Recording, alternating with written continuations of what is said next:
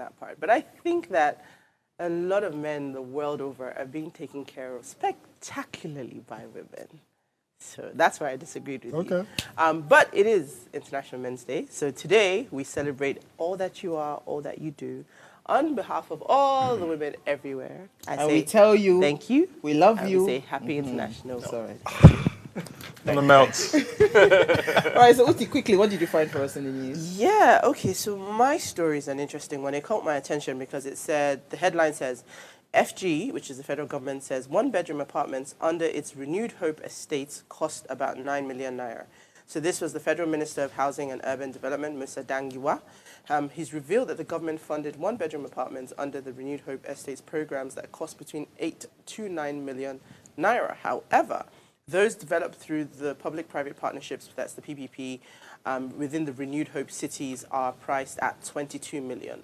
So this was the 8 to 9 million versions were heavily discounted through budgetary provisions, subsidies for infrastructure and free land. However, for the project to go a lot further, they have to rely on private developers to finance projects, which means that essentially it's going to be 22 million. Now, it's no news to anyone that we have a huge housing deficit in Nigeria. We need about 550,000 units annually over the next decade at an estimated cost of 5.5 trillion with a T naira per year. So essentially what they're trying to say is, look, we can't afford to do it at 8 to 9 million because the budget just can't afford it. So we have to do PPPs and we have to do it at 22 million. Now, 22 million is not a lot of money when you put it towards property. But then when you look at the average Nigerian, how many people can afford 22 million? That's the question, that's the problem, and that's what they have to close, because if you're selling it at 22 million, what then happens is you're going to be able to buy it. Other people that are able to afford it will buy it and then price the rent and price the people who the houses, it should be low-cost housing, right? So if you're pricing those people out, then it doesn't really make any sense. So I didn't realize that we're going to have real estate talk today. I'm telling when you. I picked the story, but, you know, Holy Spirit does it great. No, Uti, so when I saw your story, I said, perfect, because we have conversations because we're talking investment and we're talking real estate. It would be nice to understand how we can, kind of mitigate some of the challenges that we have within our real estate sector. But we'll take a break now. When we come back from that break, we'll continue the conversation. Stay with us. We'll be right back.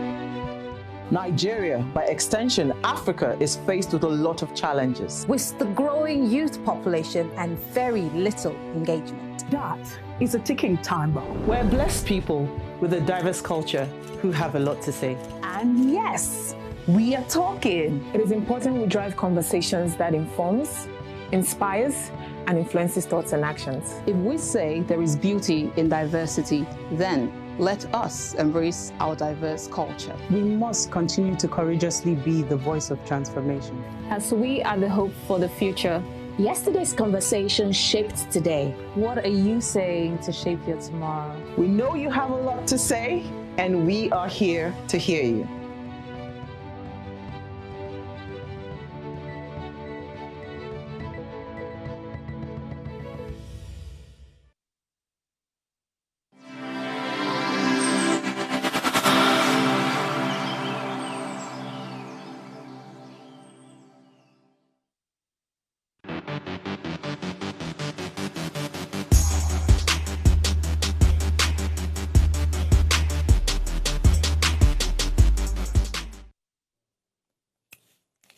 All right, thanks for staying with us now. Globalization refers to the increasing interconnectedness of economies, cultures, and populations across the globe, primarily driven by trade, investment, and technological advancements.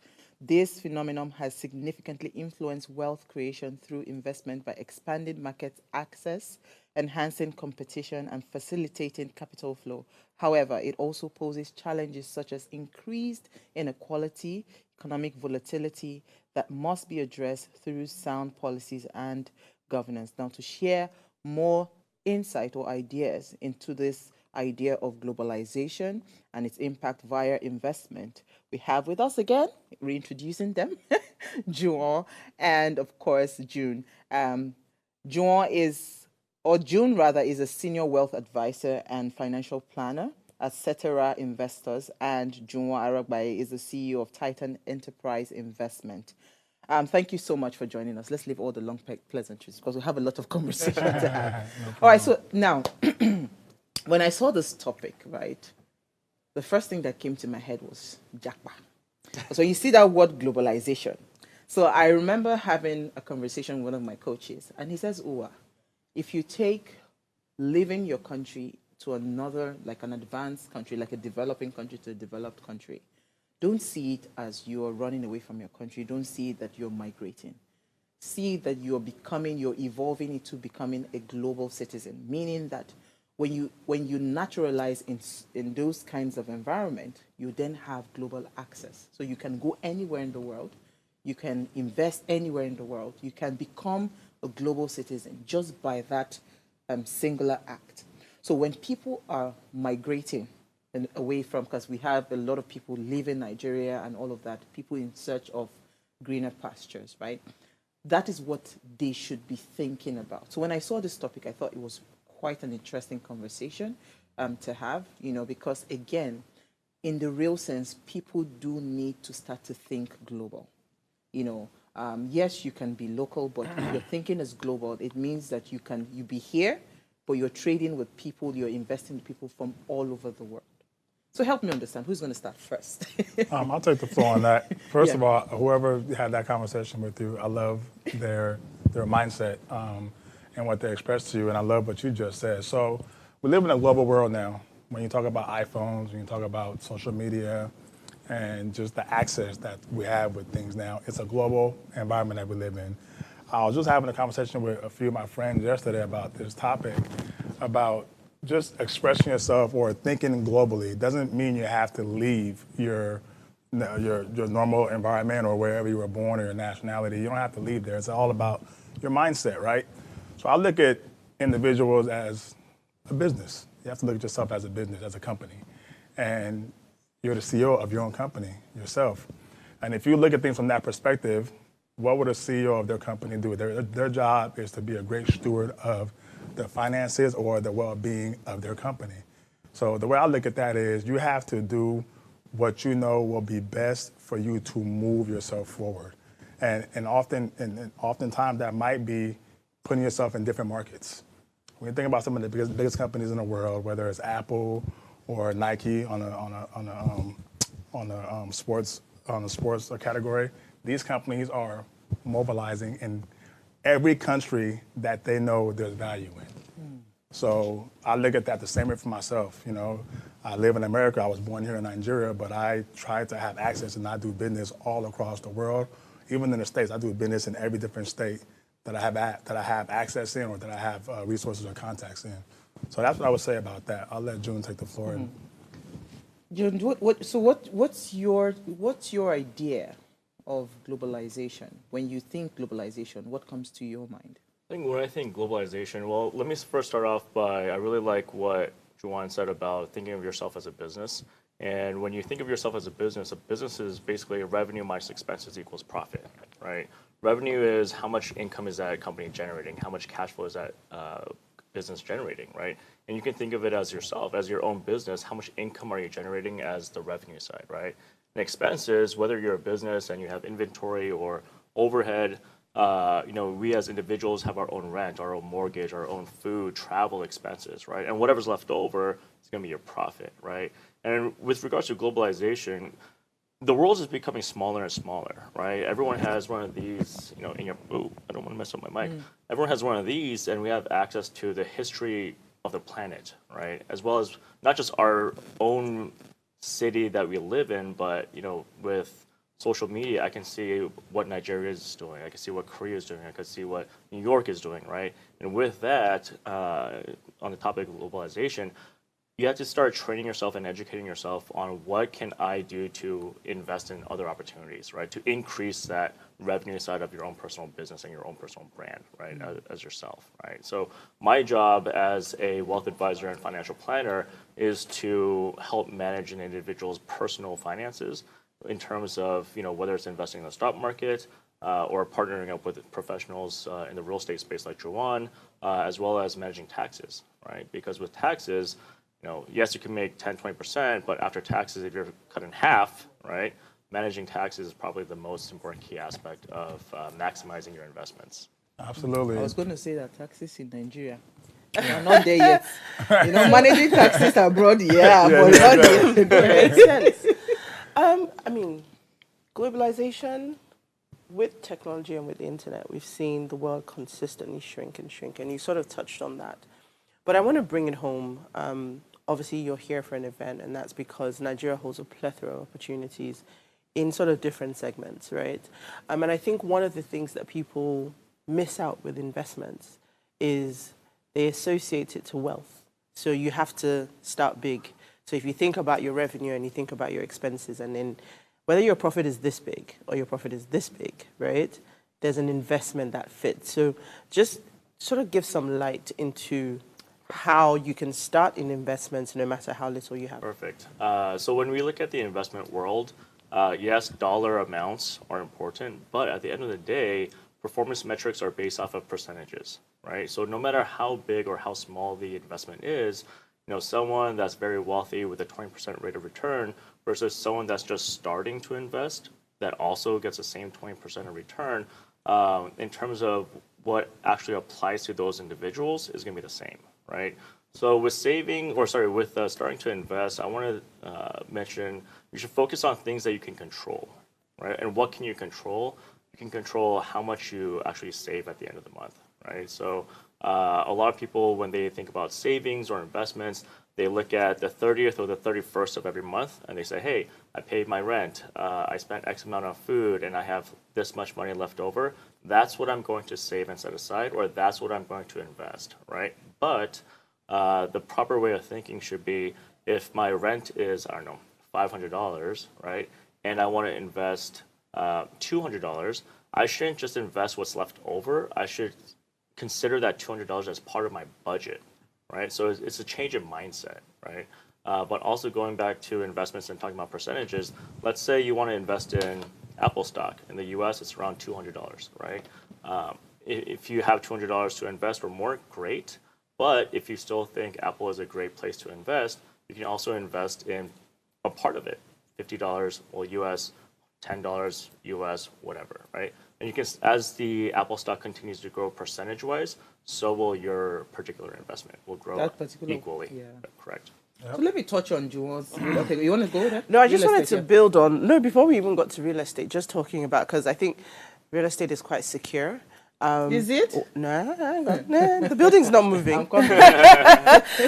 So in that sense, yes. No, but I was just going to, if you're building on the conversation around investments, I think one of the things that also makes people skittish about investments versus savings is the risk, right? It's that sort of, so maybe just speak a little bit about that. Yeah, so volatility, like they say, high risk, high reward, right? Low risk, low reward. What is low risk?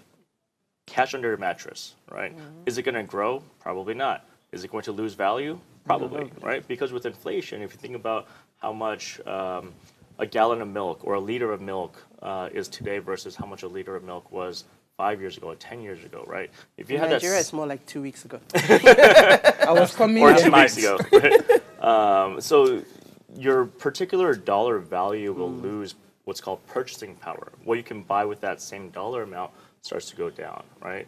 But yes, there is volatility. Like in the United States in 2008, 2009, the stock market crashed and 40% of the stock market went down, right? But I also want to, going on changing your mindset and thinking differently about how to invest, let's say you buy one Apple stock. What is a stock? A stock basically means you are a shareholder or a part owner of that company, right? Which means all the brightest minds on this planet that are working for Apple are your employees. Mm-hmm. As a shareholder, as part owner of the company, their sole job is to make you money, right, as part owner of the company. So whether it's Apple or Nike or some real estate company, right? So it's changing your mindset of what a stock actually is. And, you don't have to do too much research. I mean, you should do a lot of research, but start thinking about what things that you value, what companies or what commodities or what items that you value, right? Luxury brands, that's a separate category. If you like luxury brands, then, hey, I want all these designers and companies working for me. Your job is to make me, as a shareholder, money. You know. Absolutely. So it's quite interesting because I was going to come to do you want to come in a little bit? Because again, you were just touching everything. I wrote down here volatile economy. You can't talk investments without it. Yes, Correct. but you see, the beautiful thing about globalization, right, and how the world has shrunk is that I can be here and I can invest in a Tesla. I don't have to invest in my own stock within my economy because, again, based on the volatility. Uti said 2 weeks. I think these days is 2 days. You can sleep and wake up, and the cost of milk has gone up, like 4 times the price. But let me touch on real estate, for instance, Juwon. Tell us a little bit about, because again, sometimes I worry. In our economy here in Nigeria, I feel like buying a house in Nigeria, I think is a complete waste of money. Because you can literally buy a house. Okay, so I have a property right now that I'm looking for a buyer.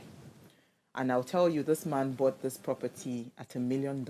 He converted $1 million about 7 years ago to buy that property. You know what he's asking for now?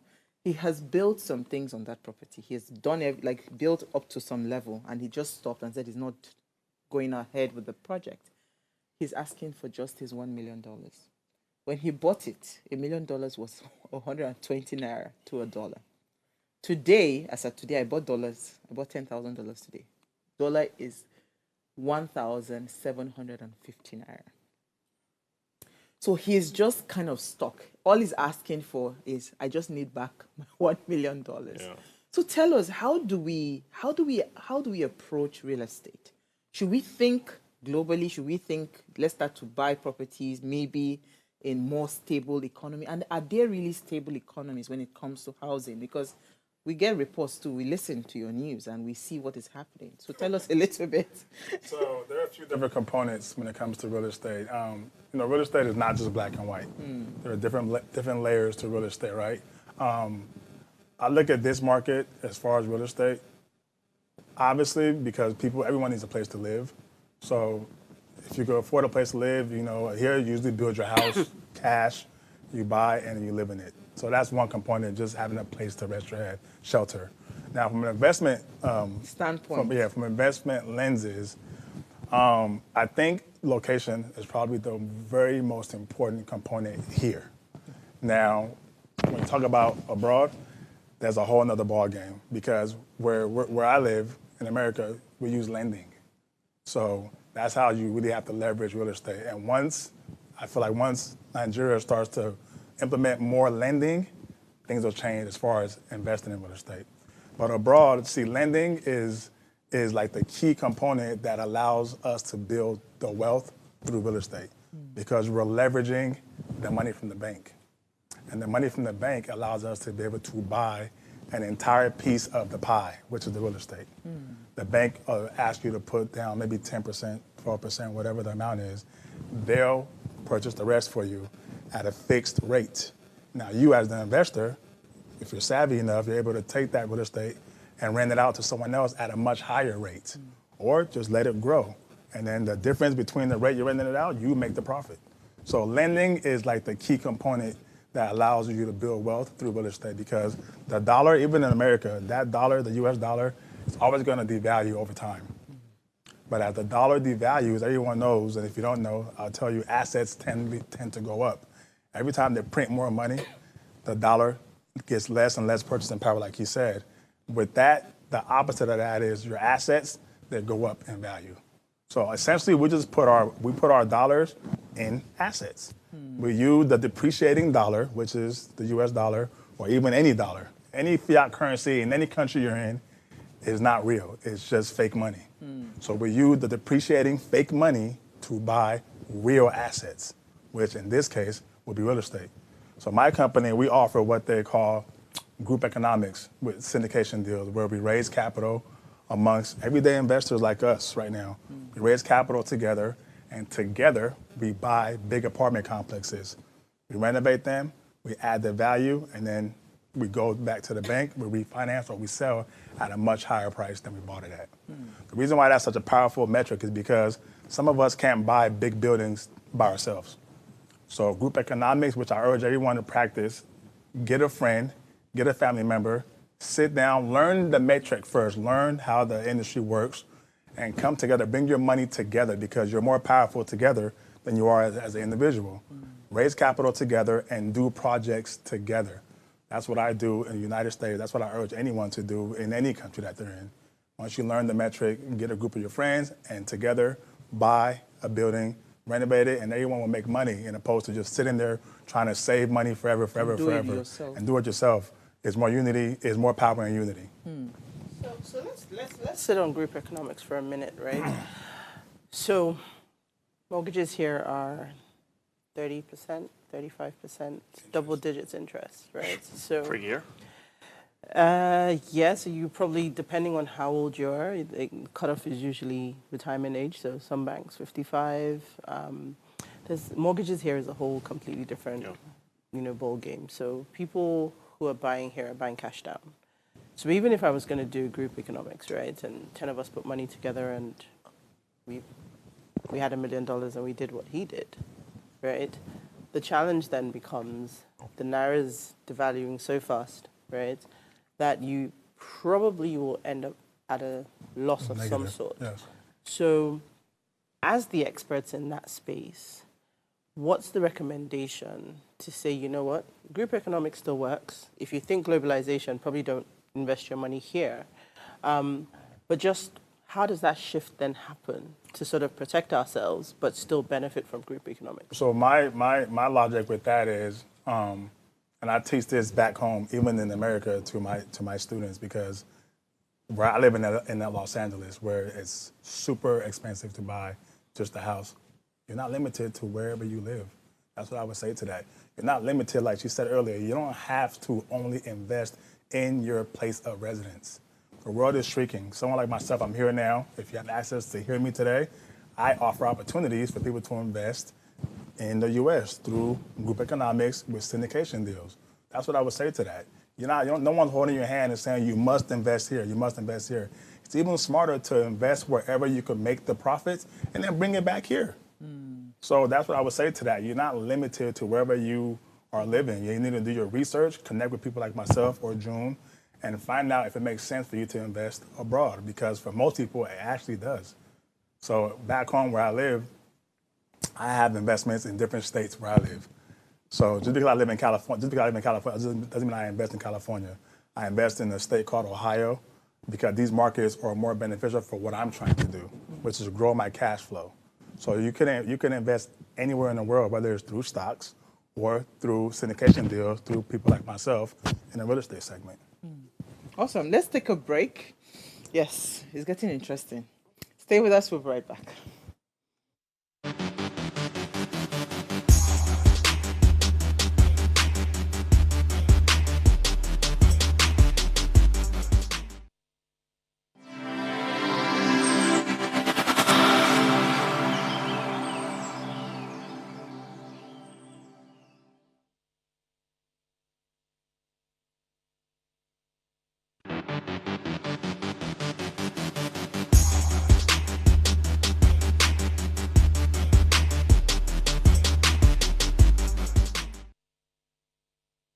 So it's our ladies' night out with a twist, because we have some gentlemen here, and we're discussing globalization and its impact on wealth creation via investments. And we still have with us June and Juwan. Now, please, let's hear what you have to say. You can send us an SMS or WhatsApp to 081-803-84663. You can also call our phone lines. The numbers to call are 07025007749 or 07014242420. Remember, when you do call, please turn down the volume of whatever device it is that you are watching us from, so we hear ourselves. Okay, so housing is a challenge in Nigeria, a big challenge. I mean, based on Uti's story, and first of all, if you had something to say about how we could solve the problem, I mean, see what she said. If they want to sell, they'll sell at 9 million, but if they are bringing in private partnerships, it comes to 22 million. We're still struggling with paying 70,000 naira minimum wage. You know, and 70,000 naira right now cannot do anything. I'm going to fill my car with 140,000 naira, my tank. So to tell you, I'm trying to put where 70,000 naira is. So, I mean, because again, I like practicality when we talk investment, right? And we talk globalization. How do we leverage what you are doing in your various areas, you know, abroad? How do we leverage that to solve some of these challenges that we have? Housing is a major challenge that we have in Nigeria. So when you're talking real estate, you know, how do we do it? Is it going to be something that will be driven through private investors, or to be driven through government, or how would you navigate that? Things first, because real estate is definitely a major issue here. Housing is a major issue here, and I don't think you could really solve that in one day. Well, because the issue is the naira is getting debased every day. It's just the value is losing fast. So you can't really buy a building and then try to renovate it, because the price points the next day are going to be completely different. What I would say to that is perhaps land could be an option. Every purchase doesn't have to be a building to renovate. I know this city we're in right now is one of the fastest growing cities in the world. So in the outskirts, they still have land. You could purchase land and you could flip the land and make a profit off of it, because this place is rapidly growing. That's one component, which I've done myself here from abroad. So I think looking into land purchases is an option. Everything doesn't have to be renovation or let me buy and make it look nice, because a lot of times people think real estate, you have to just buy, renovate. It might not work every time. Like I said earlier, it's not black or white. Every market is different. Every strategy is different. So find a new strategy. And if you don't have a strategy here, as I mentioned, move abroad. Don't move abroad. Take your mind. No, that's the money now. Move the money abroad. Exactly. Then bring the money back Make the money go work for you. Exactly. And come back. Then come back and then use the money here to do new things. And you, at that point, you have higher capital. But let me hear from June. Well, the greatest asset that any of us has is, you know, going back to what Juan said about we are our own business, right? The greatest asset that we have is time, right? So, you know, if you just started working, you're in your teens, 18, 19, 20, and then you're like, hey, I don't have that much money, so I can't really invest that much. I'm going to delay it. And when I do save enough money, that's when I'm going to invest, right? Again, I'm just on the topic of mindsets is no matter how small the amount, just start early, right? Yeah, you don't have to buy some, you know, Juwan said the most important part about real estate is location, location, location, right? You know, I was driving here from the airport and I see these ultra luxury apartments and, you know, these buildings going up. And if you're an 18, 19-year-old, there's no way you can invest in something like that, right? So you don't have to invest in what you see. You can go to the outskirts, right? Get something significantly cheaper for significantly less money, right? Just start small, start somewhere, just start.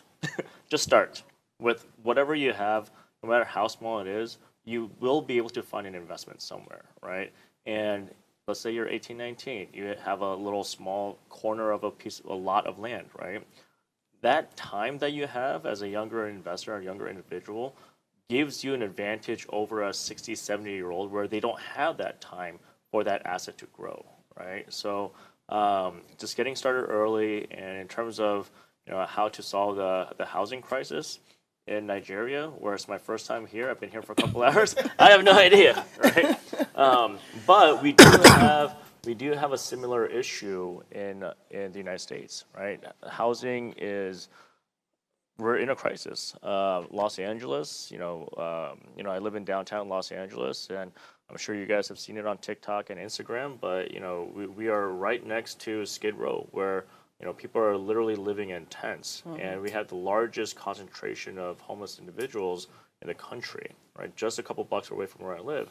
And, I'm kind of swerving into politics a little bit here, but, when the government contractors come in to build these one-bedroom apartments, they were building them for about 700,000 USD, which is insane, right? For a one-bedroom apartment that was designed to be for low-income housing.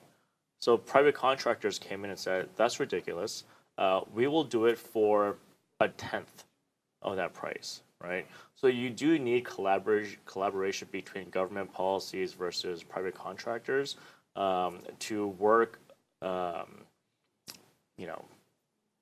collaboratively for the benefit of that particular area. So, that's what they're working on in the United States right now, and a lot of it also comes down to policy from a federal scale as well as a state scale.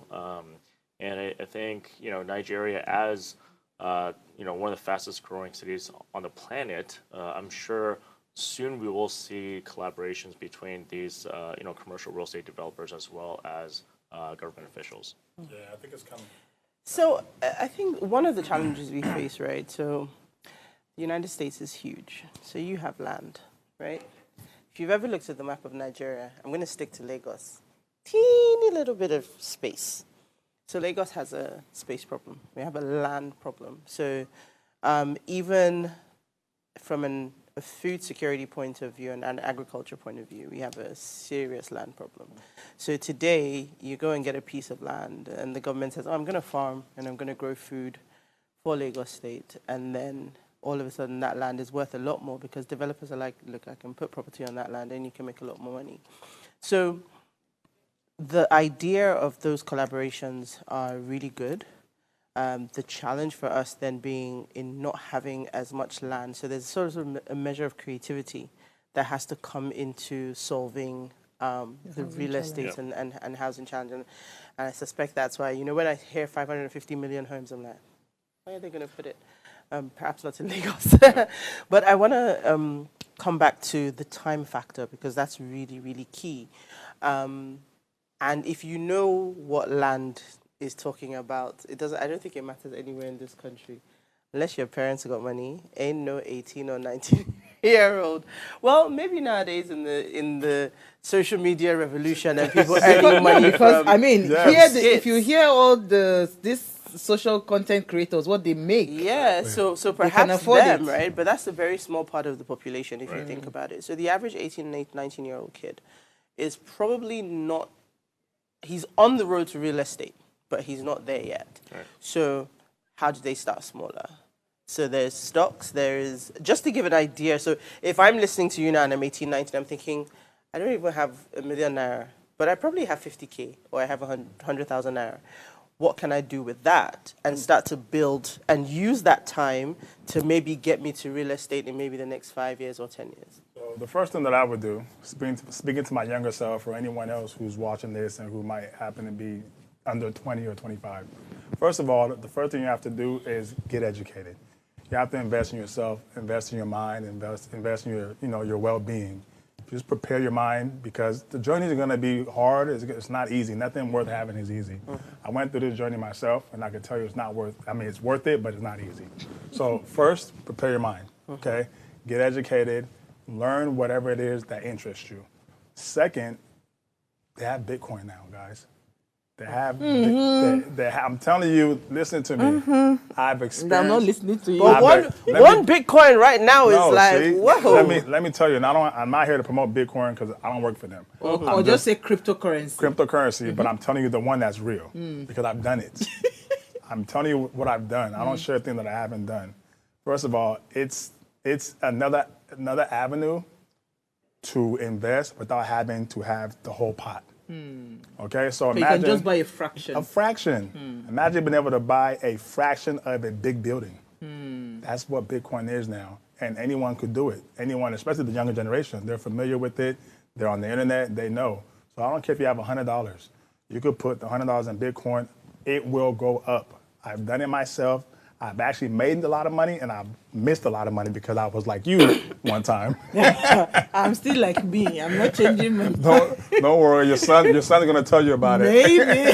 Yeah. But it speaks to commoditizing, though, because I think that's one thing that we need to leverage in this part of the world. I mean, when you talked about educating yourself and educating your mind, I think that is so key. This is so powerful. It's powerful. Data is so cheap. Now you can learn. When you were talking about Bitcoin, I was like, okay, so we don't really support crypto in this part of the world. I know. But we do support like commodity trading. Yes. So things like buying a little bit of gold. You might not be able to afford a whole gram, but you can buy like a tiny bit of gold. So it was really just so that people understand that there are other options. You know, Yes. real estate is probably like somewhere in your journey. Yes. But if you're building up your money now, the real thing is, I love what June said. Think about investments and how much you're going to put towards investments Nice. as an expense. It's not what's left over. So that's the starting point, right? Love that. Whatever you earn, and it was so funny that you said that because I listened to I think he's now the chairman, but he was the owner of Rain Oil. Rain Oil is one of the big downstream oil companies. And he said right from when he started NYC, so NYC's youth core, you do it like mandatory service after you finish university. And he said right from then, he was earning about 30,000 naira. But every month he had a stockbroker, even when he was earning 30,000 naira. And he was able to buy 1,000 naira here, 2,000 naira there, right? And he was working in the oil and gas sector. And eventually he got the opportunity, so he was selling diesel. And I think the profit on every truck of on diesel was every about diesel. 30,000 naira or thereabouts, but the truck cost like 100,000. And he had the opportunity to get into it. And he says, by the time he went to a stockbroker and said, how much do I have in all? And the guy goes, oh, everything you have, entire portfolio is worth about 300,000. And he goes, sell. Because he needed to start his oil And and that's gas how business. he started. He got his first truck, he sold, he made 30,000 naira. I mean, and today you drive down the streets, there's rain oil There's everywhere. rain oil everywhere. Right? He has tank farms, he has everything. So the story is really for people to just understand that, look, it doesn't matter whether you're investing 1,000 naira. If you have time, which is what you have when you're young, when you are youth, and we have a lot of youth, so we're talking to you, is that you have time. So whatever it is, just keep consistency, right? In that mindset is I'm going to keep going. Every month I'm going to put something in that pot and it's going to keep growing. And whatever the percentage is, 5, 10, 20. And in this part of the world, you get really good returns. You do. Because mortgage is like, 35%, but then you could get 27%, 27 is a stretch, 22% in treasury bills, right? So we do have great, that's why I said 22, I caught myself. 22% in treasury bills, right? So we do have local vehicles also that will give you good returns, but it's all about building that pot. Because if you think about $1 being 1,750, buying dollars right now may be disheartening. Okay. I think one thing I also want to add is, you mentioned starting early, saving, and making a habit, right? And Juwan mentioned just educating yourself, right? Again, like we said, we have this, right? We can learn literally. A PhD in investments through one of these, right? But one thing that I want to add is when you start this investment journey, to also have clear goals and objectives, right? Don't just put money away and say, hey, I hope it grows and I'll use it in the future, right? Think about what am I investing for and what is my time frame, right? So even if you're a young listener, you're in your 20s or late teens or whatever, even though you have time, right? And what time does is it averages out volatility, right? So if I'm using this money for my retirement, then I'm going to use 30 years later. If the market drops 10, 20, 30% tomorrow, it's okay because it'll eventually go up and down, and the more risk I have, the higher return it will have. And over the long term, law of averages, it will be a proper investment, right? But if the goal is, hey, I want to, let's say, given our particular or own individual ages, and we're like, I want to buy a home in 2 years, right? I'm not going to invest it as aggressively as I would for my retirement in 30 years because I need that money in 2 years, right? So think about what goal, what objective, what particular instance that you're saving or investing for, and kind of reverse engineer, work backwards to apply the particular level of risk, right? So that's also very important too. So I was just going to ask quickly, so if you were to recommend areas to invest, I know you mentioned a little bit of Bitcoin and gold is what we're talking about. Yeah. So I even have a particular question around that. So can people who live abroad invest in the S&P 500?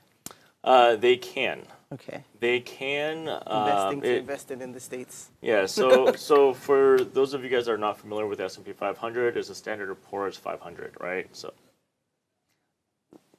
contrary to the name, it has nothing to do with being poor.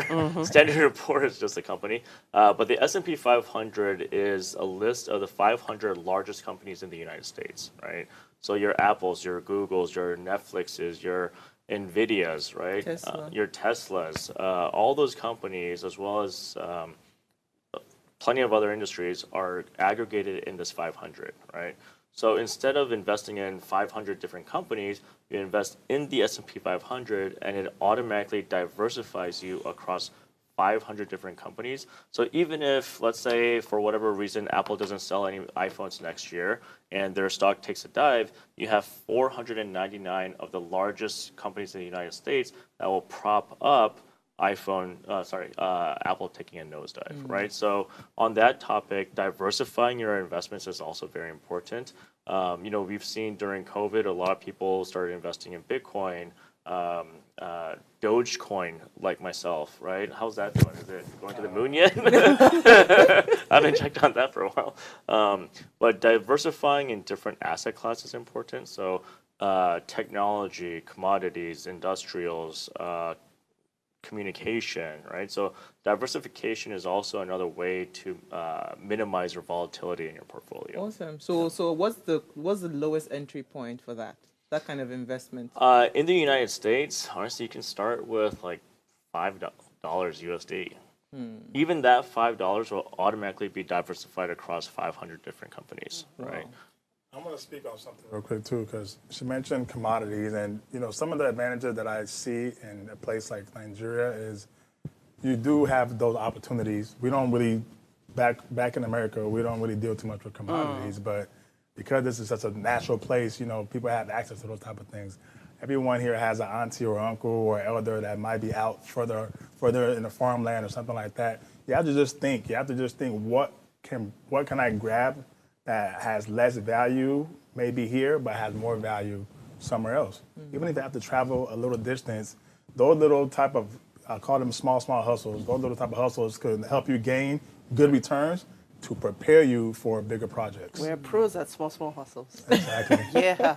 I like those small hustles. I mean, turn into big dreams it over makes time. sense because we are farmers, right? Exactly. We farm palm oil. Yes. We have some midterm cassava. Yes, midterm plants, long-term plants, and the short-term Yes. plants. And I can tell you for free that if you are really, really patient with agriculture, and now these days you don't really require patience. I can actually travel all the way to north, to Jos, get the ginseng, the ginger, export them. And so there are opportunities with willing commodities. to work, yeah, Yes, if you're willing but to you work. have to, first of all, you need to be educated. Number one. Yeah. Educate yourself. You need to be educated because, you can get your fingers burnt. Yes. So quickly, what are the worst investments that you've had? And this one just said, oh my God, I shouldn't have done this. Personally? The worst, yes, personally. Go for it. No, you go first. So this is not an investment I made. It's an investment I didn't make. Oh. So this is way before cryptocurrency and Bitcoin got popular, right? So I was in Los Angeles. A friend of mine was like, hey, do you want to go to this party? Great. We went to this party, and there was all these like tech nerds, right? And they're talking about cryptocurrency and Bitcoin and this and that. And I was like, I have no idea. This is maybe 13 years ago or something, right? This was when Bitcoin was 25 cents. 25 cents. And they're talking about Bitcoin. And I'm like, what? What is this crypto digital currency, something that you're talking about? And one guy, my friend's like, hey, June, what are your thoughts on cryptocurrency? It's like, nah, it's a lot baloney. Don't listen to them. it's never going to work. And that was probably the worst investment I did not make. A dollar in that, $5 in that. So speaking to that, I saw a post, I think yesterday, where somebody used a Bitcoin many years ago to buy pizza. To buy pizza. How much that was worth now? 10,000 Bitcoin. To buy pizza. Yeah. That's 2 worth boxes of pizza. $900 million. Now the person is what, $900 million? No, that's how much it would be. It would be now, yes. Okay, so what's your worst investment? Ironically, it's the same exact circumstance as June expressed. Mine was 2012. One of my good friends, and if you're watching this, Jay, you tried to help me. One of my good friends told me about Bitcoin. It was like, it's going to be the next big thing. At the time, unfortunately, I didn't have much money, and I thought it required a lot of money. I'm like, oh, I need to put tens of thousands in here. This is like 10 years ago, 12 years ago. I didn't have much money. I was just struggling, trying to like get on my feet. And he told me about it, and I told my dad about it. It wasn't really available easily. So I just put it to the side. I bypassed it. Like 3 years from that point, it went up. It was like $4,000. I'm like, what? I saw this thing like at $200. So after that, he saw it at 25 cents. Yeah, his one is more painful. Yeah, his is more painful. Mine was like 150, 200. So after that day, though,